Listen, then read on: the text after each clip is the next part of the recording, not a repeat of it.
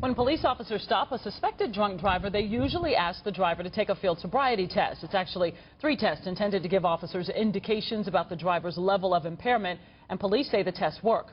But Channel 2's Richard Belcher found out some critics say the tests are designed for the drivers to fail. Richard. Georgia drivers are not legally required to take a field sobriety test, but what we wanted to explore is whether they work, whether they in fact provide valid evidence of a person's ability to drive. On that point, there is sharp disagreement. The tests are used by police all over the country. Nothing to drink tonight?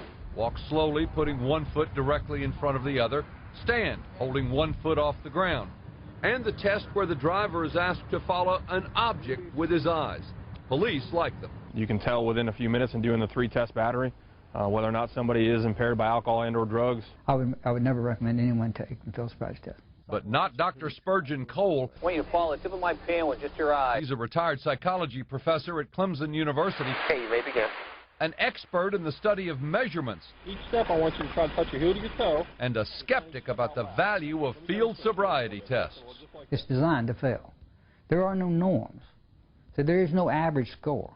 We have no idea what the average person can do with a one-leg stand and a heel to toe. Dr. Cole says he's been studying the validity and reliability of these tests for decades. He's convinced they are neither reliable or valid. If you use all 3 of them, do them right, you're only 26% better than chance. 74% as much error as you would be if you just randomly guessed. Dr. Cole says the National Highway Traffic Safety Administration, which developed the tests in the 1970s, conducted one study in which trained police officers viewed field sobriety tests, then incorrectly identified 47% of the drivers as intoxicated. But police are certain the tests are accurate. All 3 tests or validation studies have been proven over 90%.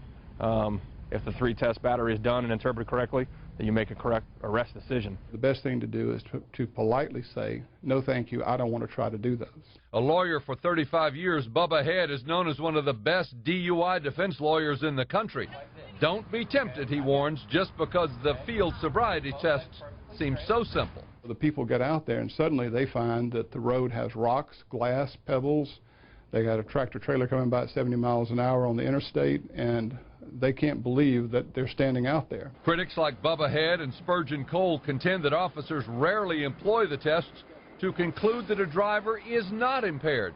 But Larry Hannawalt of Mothers Against Drunk Drivers disputes that. Watching officers in the past at roadside sobriety checkpoints, people have done the field sobriety tests, and the officers have thanked them and let them go on their way. I've probably stopped and done field sobriety evaluations probably more than 4,000 times in my career and have made less than 1,000 DUI arrests.